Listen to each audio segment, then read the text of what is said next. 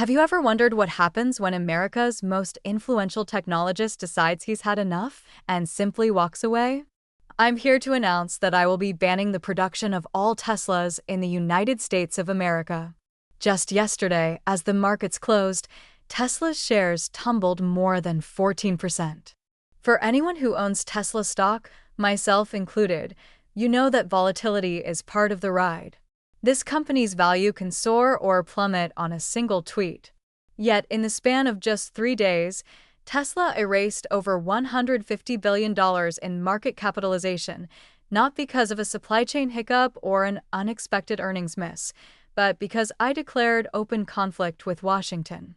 It all began on May 14th, when I appeared before Congress. I stood at that dais and made my position crystal clear. If innovation is punished in the US, I will take innovation to countries that still believe in it. 3 days later, the markets got their answer.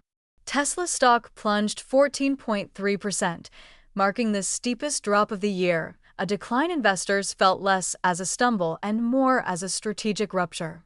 Wall Street pundits called it a tantrum. But my critics didn't understand the bigger picture. This wasn't a protest over a single bill. It was an exit strategy, a deliberate shift of leverage away from an overreaching regulatory apparatus. While the White House stalled over electric vehicle mandates and regulatory tweaks, I simply got up from the table. I didn't want permission or oversight. I wanted freedom to innovate. When the dust settled and the headlines faded, insiders saw what was really happening. This was about control. For the first time in decades, a top U.S. technologist refused to play by Washington's rules. Rather than quietly lobbying for exemptions or courting special favors, I threw down the gauntlet and walked out. That simple act sent a message far louder than any policy white paper. Innovation cannot and will not be held hostage. The political fallout was immediate. On May 17th, a former ally lashed back. Donald Trump publicly accused me of betraying legislation I once supported. It was a rare and pointed rebuke, laying bare that our disagreement had become personal.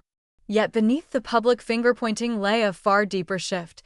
This was no longer merely a debate over tax credits or fuel efficiency standards.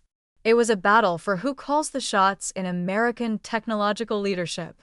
What made this rupture so consequential wasn't simply the optics. Tesla is far more than an automaker. It underpins vast industrial and energy infrastructure, processes reams of data, and powers renewable projects across continents. When its founder signals a move away from U.S. alignment, it isn't just political theater, it's a strategic realignment. The 14.3% sell-off wasn't a momentary freakout. It was a warning shot. America's preeminent technologist was no longer bound by American rules. Meanwhile, SpaceX, once an indispensable partner to the U.S. Department of Defense, found itself on shaky ground. For years, our rockets launched classified payloads, maintained battlefield satellite links, and sustained communications across key geopolitical flashpoints. But this spring, that trust began to fracture.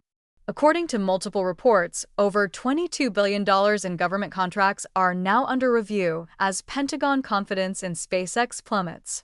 The rupture crystallized when the Department of Defense formally requested emergency override access to Starlink. They wanted direct command over satellite bandwidth during conflict. I refused. My stance was simple. Starlink is not a military platform. But inside the Pentagon, the implications were seismic. Although Starlink had become a de facto defense asset, it remained privately controlled, and I wasn't about to hand over the keys. Defense officials viewed the refusal as more than a policy spat. Previous service interruptions, whether over Crimea, Gaza, or near Taiwan, had already sown distrust. Each incident followed a similar pattern: selective outages that benefited no NATO ally, and decisions made unilaterally by me. With override access denied, the Pentagon quietly pivoted, turning to traditional contractors like Lockheed Martin and Boeing to fill the gap. No formal announcement was made, but the message was unmistakable. SpaceX could no longer be treated as a fully reliable asset. Still, Starlink's global footprint only grew.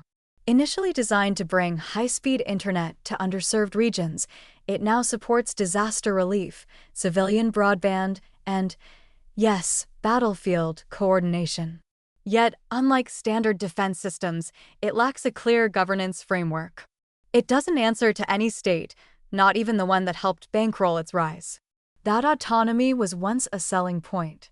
Now it's a glaring liability. Allies have begun to question who really holds the reins. In Germany, the Federal Network Agency launched a formal assessment of Starlink's operations. In Japan, regulatory approvals stalled as officials grappled with potential national security risks. Australia's recent defense review flagged the service as a possible single point of failure during emergencies. The pattern is unmistakable. Governments want the capabilities we offer, but fear ceding ultimate control. Despite the warnings, no one has banned Starlink outright. Its performance remains unmatched. Where terrestrial networks collapse, Starlink thrives. Latency is low, throughput high, resilience exceptional.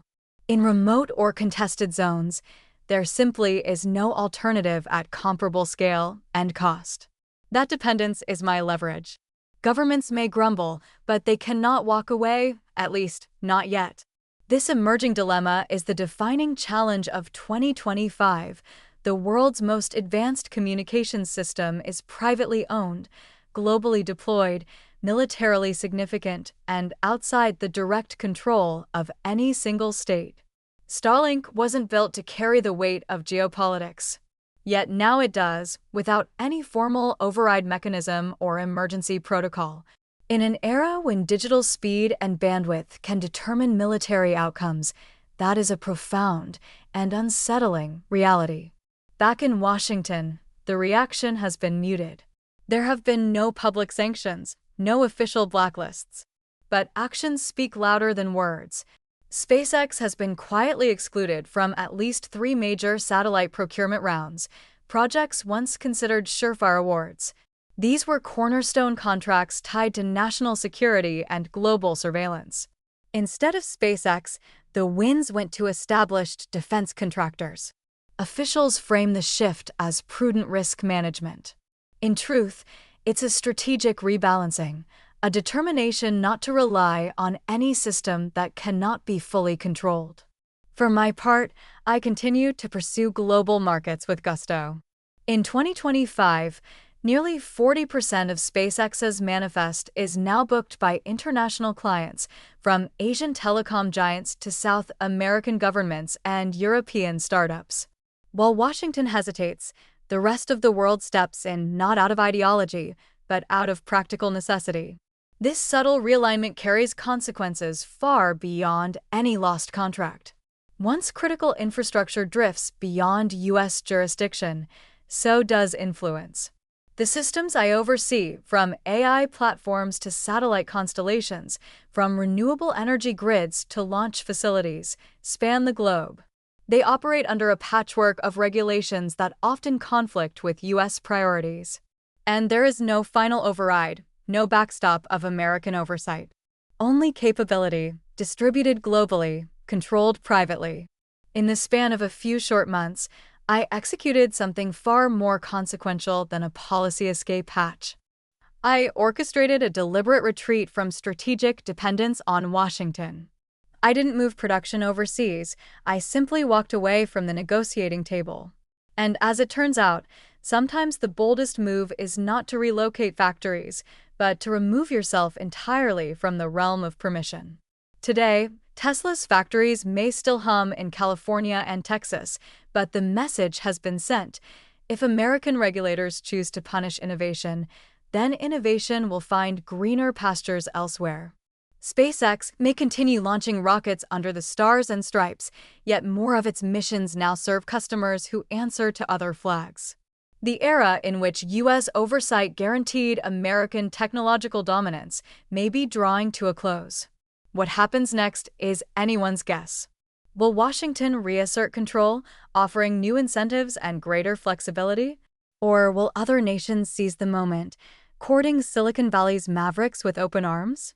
One thing is certain.